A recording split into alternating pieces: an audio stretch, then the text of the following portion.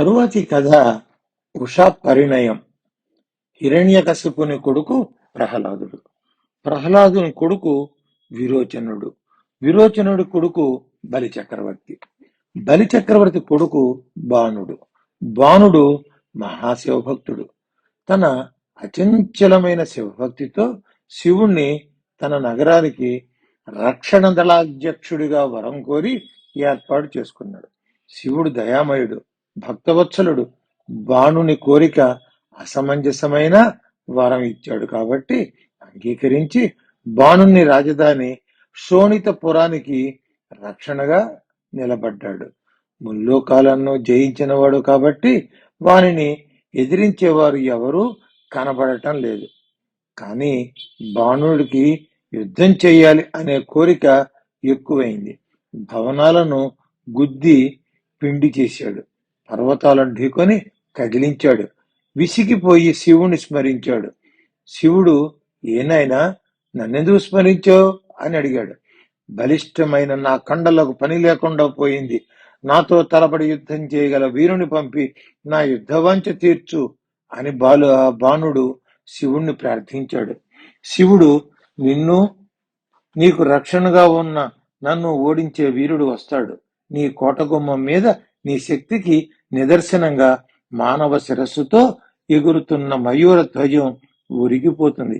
అదే గుర్తు ఆ వీరుని రాకను గుర్తించటానికి అని చెప్పాడు. బాణాసురునికి అతిలోక సౌందర్యవతి అయిన కుమార్తె ఉంది. ఆమె పేరు ఉష. ఆమె విష్ణు భక్తురాలు. ఆమెకు ఒక ప్రియ సఖి ఉంది. ఆమె పేరు చిత్రలేఖ.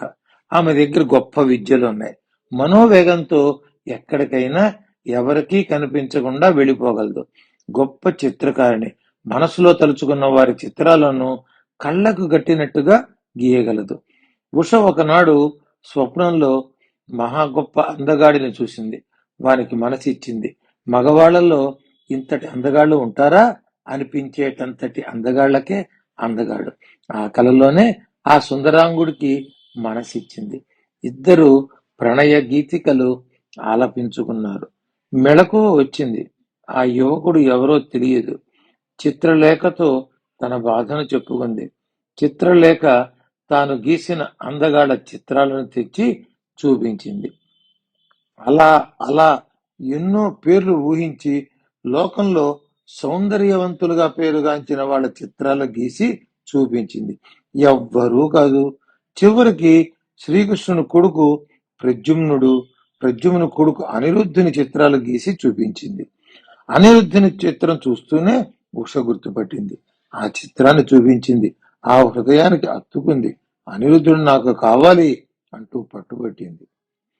చిత్రలేఖ తన దివ్యశక్తితో ద్వారక చేరుకుని నిదురిస్తున్న అనిరుద్ధుని మంచంతో సహా ఉష ఆంతరంగిక మందిరానికి చేర్చింది.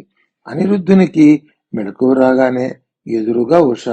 ఆమెను చూడగానే మోహితుడయ్యాడు.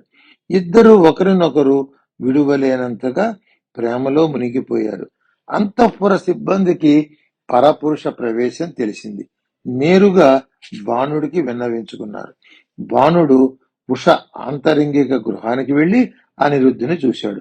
10,000 మంది సైనికులను పంపి అనిరుద్ధుని అంతమొందించమన్నాడు. అనిరుద్ధుడు అందగాడే కాదు, మహావీరుడు కూడా. క్షణంలో ఆ సైనికులని మట్టి కరిపించాడు. బాణుడు నేరుగా అనిరుద్ధునితో తలపడ్డాడు. ధర్మయుద్ధంలో గెలవలేకపోయాడు. రాక్షస మాయతో గెలిచి అనిరుద్ధుని నాగపాశాలతో బంధించాడు.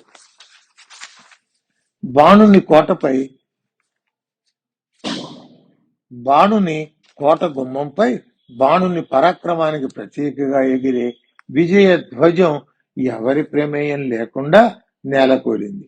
ఆకాశవాణి, ఇది పరమేశ్వర సంకల్పం. నీతో యుద్ధం చేసి నిన్ను ఓడించే వీరుని రాకకు సంకేతం అని పలికింది. కొద్ది క్షణాల్లో అనిరుద్ధుడు దుర్గామాతను ఉపాసించి బంధ విముక్తుడయ్యాడు. మరల అనిరుద్ధుడు ఆనందంగా ఉషను చేరాడు. ద్వారకలో శ్రీకృష్ణునికి తన మనుమడు అనిరుద్ధుడు బాణుని కోటలో బందీ అయినాడని తెలిసింది. పెద్ద సేనతో శ్రీకృష్ణుడు బాణుని పైకి యుద్ధానికి వచ్చాడు. ఆశ్చర్యంగా పరమేశ్వరుడు నగర రక్షకుడుగా వారిని నిలువరించాడు. శ్రీకృష్ణుడు పరమేశ్వరుడు దర్శనమీయగానే ఆనందంతో ఆయనకు ప్రణమిల్లి స్తుతించాడు. శ్రీకృష్ణుడు జృంభణాస్త్రాన్ని ప్రయోగించగానే శివుడు స్థాణువైపోయాడు. మిగిలిన రక్షకులపై సమ్మోహనాస్త్రం ప్రయోగించాడు. వాళ్ళందరూ మైకంలో పడ్డారు. శ్రీకృష్ణుడు తన సైన్యంతో బాణునిపై దాడి చేశాడు.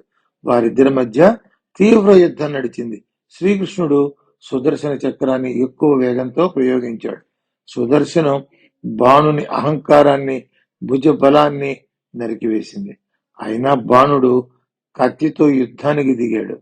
శ్రీకృష్ణుడు నందకం అనే తన ఖడ్గంతో వాని తల నరకబోయాడు.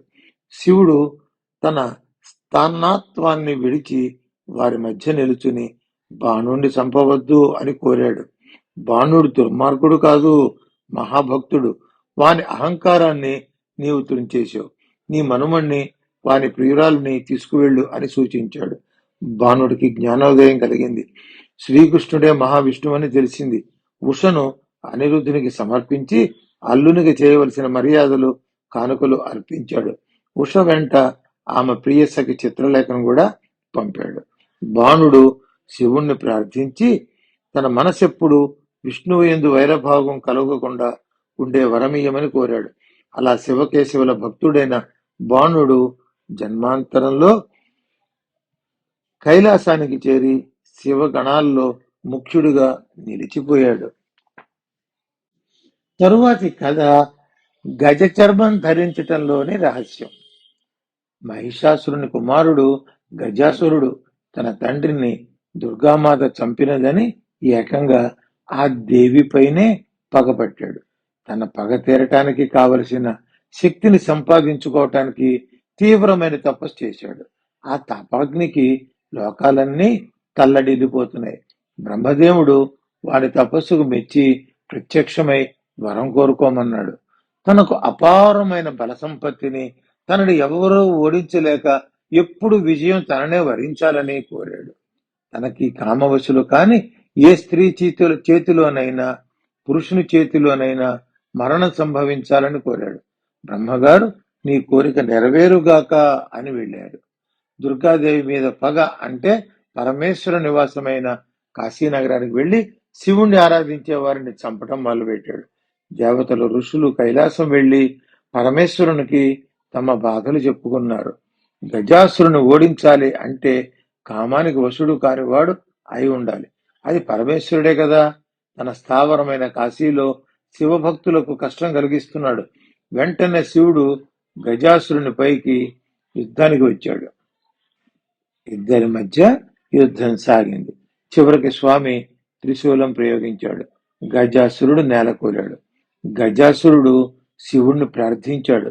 స్వామి, నేను మరణించినా నా శరీరం నుండి సువాసనలు వెదజల్లుతున్నాయి. త్రిశూలం తాకి నా శరీరం బూడిద కాలేదు. నన్ను అనుగ్రహించి నేటి నుంచి మీరు దిగంబరత్వం వీడి నా చర్మాన్ని ధరించండి. కృత్తివాస అను పేరును స్వీకరించమని వేడుకున్నాడు. శివుడు వాని భక్తికి కరిగిపోయి అంగీకరించాడు. వాని శరీరంలో కొంత భాగం కాశీలోనే కృత్తివాసేశ్వర లింగంగా వెలసి అర్చించబడుతుంది. యుగ యుగాలతో పాటు నీ శరీర సువాసనలు ఈ లింగం ద్వారా జనులు గ్రహిస్తారు. ఇది మోక్షాన్ని ఇచ్చే శివలింగంగా పేరు పొందుతుంది అని వరం ఇచ్చాడు. తరువాతి కథ నందీశ్వరుని జన్మ రహస్యం. శిలాదుడు అను ముని సంతానం కోసం ఇంద్రుని అనుగ్రహం కోసం తపస్సు చేశాడు. ఇంద్రుడు ప్రత్యక్షమై ఏమి వరం కావాలి అని అడిగాడు. శిలాదుడు తనకు అయోనిజుడు, మృత్యుంజయుడైన కొడుకు కావాలని కోరాడు. ఇంద్రుడు అంతటి వరం పొందాలంటే శివుని కోసం తపస్సు చేయమని సూచించాడు. శిలాదుడు తన కఠోరమైన దీక్షతో శివదర్శనం పొందాడు. శిలాదుడు అయోనిజుడు, మృత్యుంజయుడు సాక్షాత్తు శివుని వంటి కొడుకు కావాలని వరం అడిగాడు. శివుడు తనను ఒక అవతారం ఎత్తమని దేవతలు, ఋషులు ఎప్పటి నుంచో అడుగుతూనే ఉన్నారని, కాని తనకు తండ్రి అయ్యే యోగ్యత ఉన్నవాళ్లు కనపడక ఆగానని చెప్పాడు. నీకు పుత్రునిగా వస్తాను అని వరమిచ్చాడు. నంది అని పిలుచుకోమని ఆదేశించాడు. శిలాదుడు ఒక యజ్ఞం చేస్తూ యజ్ఞ భూమిని దున్నుతున్నప్పుడు నాగటి చాలులో మగ పిల్లవాడు దొరికాడు. శిలాదునికి అర్థమైంది అది శివ వర ప్రభావం అని. శివుణ్ణి ప్రార్థించి ఆ బిడ్డని తన కుమారుడిగా స్వీకరించి నంది అని నామకరణం చేసి ప్రేమగా పెంచుతున్నాడు. నందికి 7వ ఏట మిత్ర వరుణులు అను ఋషులు శిలాదుని ఇంటికి వచ్చారు. శిలాదుని ఆతిథ్యం స్వీకరించారు. నందిని చూసి చూడగానే వీనికి ఆయుర్దాయం తీరిపోయింది, కొద్ది నెలల్లోనే మరణిస్తాడని జోస్యం చెప్పి వెళ్లారు. శిలాదుడు కుప్ప కూలిపోయాడు. దుఃఖం కట్టలు తెంచుకుంది. నంది శిలాదును ఓదార్చాడు. తాను తపస్సు చేసి శివుని అనుగ్రహం పొంది పూర్ణాయుర్దాయంతో తిరిగి వస్తానని వనంలోకి ప్రవేశించి గొప్ప తపస్సు చేశాడు. ఆ పరమేశ్వరుడు పార్వతీదేవితో సహా ప్రత్యక్షమయ్యాడు. వాత్సల్యంతో నందిని దగ్గరకు తీసుకుని ఏమి వరం కావాలని అడిగాడు. నంది తండ్రి దగ్గరకు మునీశ్వరులిద్దరిని తానే పంపానని, నంది చేత తపస్సు చేయించటానికి అలా చెప్పించానని శివుడు నందికి చెప్పాడు. నీకు మరణ భయం ఉండదు, నాతోనే ఉంటావు అని తన శిరస్సును ఉన్న కమలముల దండను నందికి బహుకరించాడు. కమలాల మాల నందీశ్వరుడు ధరించగానే నందికి 3వ కన్ను వచ్చింది. 8 భుజాలు వచ్చాయి. పరమేశ్వరుని వలె వెలిగిపోయాడు.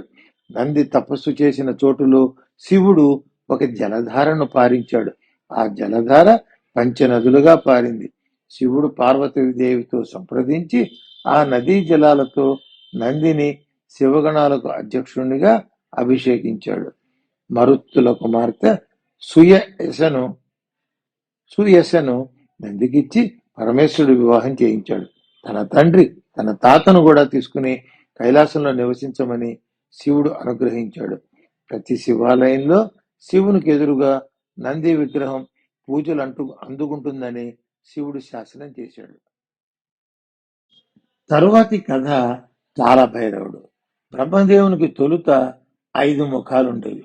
4 తలలు, 4 వేదాలు వల్లిస్తుంటే 5వ తల జ్ఞానానికి ప్రతీకగా ఉండేది. బ్రహ్మని మాయ ఆవరించింది. 5వ తల అహంకారంతో బరువెక్కింది. తన 5వ తలలోని జ్ఞానం మిగతా 4 తలలలోకి వచ్చి చేరింది.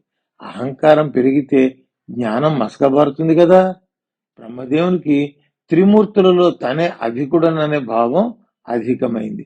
విష్ణువు ఎంత నచ్చ చెప్పినా తనతో సమానమైన వారు కానీ, తనకంటే అధికులు కానీ ఎవ్వరూ లేరనే మొండివాదన విష్ణువుతో చేశాడు. విష్ణువు శివుని స్మరించుకుని బ్రహ్మ 4 తలల నుండి 4 వేదాలు 4 మహర్షుల రూపంలో వచ్చి నచ్చ చెప్పటానికి ప్రయత్నించాయి. శివుని నుండే బ్రహ్మ, విష్ణువు, రుద్రుడు త్రిమూర్తులుగా ఆవిర్భవించారని వేదాలు ఋషుల రూపంలో చెప్పాయి. ఇలా వాదోపవాదాలు జరుగుతున్నప్పుడు బ్రహ్మ విష్ణువుల మధ్య నీలిరంగు జ్వాలా రూపంలో పరమేశ్వరుడు దర్శనమిచ్చాడు. విష్ణువు శివునికి ప్రణామాలర్పించి వెళ్ళాడు. బ్రహ్మ మాత్రం తన నుండి పుట్టిన వానికే రుద్రుడని నామకరణం చేశానని, తనకంటే శివుడు ఏమాత్రం అధికుడు కాడని నేరుగా శివునితోనే చెప్పాడు. శివుడు ఒక భీకరమైన ఆకారాన్ని సృష్టించాడు. ఆ ఆకారానికి భైరవుడు అని పేరు పెట్టాడు. భైరవునితో నీవు నా అవతారానివి, నా కుమారుడవు. నీకు కూడా ఆయుధం త్రిశూలమే. నీకు కూడా 3వ కన్ను ఉంటుంది. నీ ఆకారం మాత్రం భీకరంగా ఉంటుంది. యమధర్మరాజు సైతం నిన్ను చూసి భయపడతాడు. అందుచేత నీవు కాలభైరవుడిగా ప్రసిద్ధి చెందుతావు. విష్ణువు బ్రహ్మ ఇద్దరు నీకు పూజనీయులే, కాని బ్రహ్మ అహంకారాన్ని తొలగించు అని శివుడు భైరవుని ఆదేశించి వెళ్ళాడు. భైరవుడు బ్రహ్మను నిశ్చితంగా పరీక్షించాడు. బ్రహ్మ 4 తలలు సవ్యంగానే ఉన్నాయి. 5వది అహంకార భరితమై ఉన్నది. భైరవుడు తన వాడి అయిన గోళ్లతో బ్రహ్మగారి 5వ తలను తుంచేశాడు. ఆనాటి నుండి బ్రహ్మ చతుర్ముఖుడైనాడు. కాని భైరవుని చేతిలోని బ్రహ్మ శిరస్సు దగ్ధం అయినా కపాలం చేతికి అంటుకుపోయి వదలటం లేదు. బ్రహ్మహత్యా పాతకం ఒక స్త్రీమూర్తి రూపంలో వెంటబడింది. భైరవుడు అది శివలీలగా గుర్తించి విష్ణువుని ఆశ్రయించాడు. విష్ణువు చేతికి అంటుకున్న కపాలం ఈ స్త్రీ రూపంలో వెంటాడుతున్నది. 2 బ్రహ్మహత్య పాతక ప్రతిరూపాలే. కాశీకి వెడితే విముక్తి లభిస్తుంది, కానీ కాశీకి వెళ్లే ముందు శివనామ స్మరణ చేసుకుంటూ శివక్షేత్రాలన్నింటినీ చుట్టి చివరకు కాశీకి వెళ్ళమని సూచించాడు. కాలభైరవుడు భక్తిగా శివనామ స్మరణ చేస్తూ క్షేత్ర దర్శనం పూర్తి చేసుకుని కాశీలోకి అడుగుపెట్టాడు. కాశీలోకి అడుగు పెట్టగానే తన చేతికంటుకున్న కపాలం జారిపడింది. స్త్రీ రూపంలో ఉన్న బ్రహ్మహత్యా పాతకం నరకలోకానికి పారిపోయింది. కాశీక్షేత్రంలో కాలభైరవ రూపంలో శివుడు భక్తులను అనుగ్రహిస్తూ ఉండిపోయాడు. తరువాతి కథ గృహపతి. నర్మదా నదీ తీరంలో నర్మపురంలో విశ్వనరుడు అను ఋషి ఉండేవాడు. ఆయన భార్య సుచిష్మతి. ఆమెకు పరమేశ్వరుని వంటి కొడుకు కావాలనిపించింది. తన మనస్సులోని కోరికను భర్తకు నివేదించింది. ఆమె కోరిక న్యాయమైనదిగా విశ్వానరుడు భావించి కాశీకి వెళ్లి వీరేశలింగం ముందు కూర్చుని తీవ్రమైన ధ్యానం చేశాడు. వీరేశలింగంలో ఒక బాలుడు అగ్నివలె వెలిగిపోతూ కనిపించాడు. విశ్వానరుడు తన తపస్సు ఫలించి శివానుగ్రహం కలిగిందని శివుని భక్తితో స్తుతించాడు. బాలుని రూపంలో ఉన్న శివుడు వరం కోరుకోమన్నాడు. విశ్వానరుడు వినయంగా భక్తిగా, నా మనసు తెలిసిన వాడివి, వేరే ఏమి కోరను అన్నాడు. శివుడు, భక్త, నీ భార్య కోరికను తీర్చడానికి వచ్చావని తెలుసు. నిష్కామ తపస్సు చేసేవాడివి కాబట్టి ఏమి కోరలేకపోతున్నావు. నీ భార్యకు గృహపతిగా జన్మిస్తాను. నీవు ఇప్పుడు చేసిన స్తోత్రం వైశ్వానర స్తోత్రంగా ప్రసిద్ధి చెందుతుంది అని వరమిచ్చి వెళ్ళాడు. తర్వాత కొద్ది కాలానికి సుచిష్మతి గర్భం ధరించింది. శుభముహూర్తంలో గ్రహాలు ఉచ్చస్థితిలో ఉన్న సమయంలో శివుడు విశ్వానరుడు సుచిష్మతి దంపతులకు జన్మించాడు. ఆ పుణ్య దంపతులు శిశువుకు గృహపతి అని నామకరణం చేశారు. విశ్వానరుని ఇంటిపై దేవతలు పుష్పవృష్టి కురిపించారు. దుందుబులు మ్రోగించారు. దేవతలను వెంటబెట్టుకుని స్వయంగా బ్రహ్మదేవుడు వచ్చి నామకరణ మహోత్సవాన్ని నిర్వహించాడు. పిల్లవాడు పెరిగి పెద్దవాడవుతున్నాడు. ఒకనాడు నారద మహర్షి విశ్వానరుని ఇంటికి వచ్చి పిల్లవాని జాతకం పరిశీలించి వీని 12వ ఏట పిడుగుపడి అగ్ని ప్రమాదం జరగవచ్చు అని చెప్పాడు. పిల్లవాడు మహాజ్ఞాని. తల్లిదండ్రులను ఓదార్చాడు. మృత్యువును జయించగలిగే మృత్యుంజయ మంత్రంతో శివుణ్ణి ప్రసన్నం చేసుకుని మృత్యువుని గెలిచి తిరిగి వస్తాను అని కాశీకి వెళ్ళాడు. గృహపతి గంగ ఒడ్డున ఒక శివలింగాన్ని ప్రతిష్ఠించి 108 కలశాలతో అభిషేకం చేస్తున్నాడు. పిల్లవానికి 12వ ఏట ఇంద్రుడు ప్రత్యక్షమై వరం కోరుకోమన్నాడు. శివుణ్ణి తప్ప ఇతర ఏ దేవతను ఏదీ కోరను. నేను శివానుగ్రహం కోసం తపస్సు చేస్తున్నాను అని వినయంగా ఇంద్రుడికి విన్నవించాడు. ఇంద్రుడు ఆగ్రహించాడు. వజ్రాయుధం ఎత్తాడు.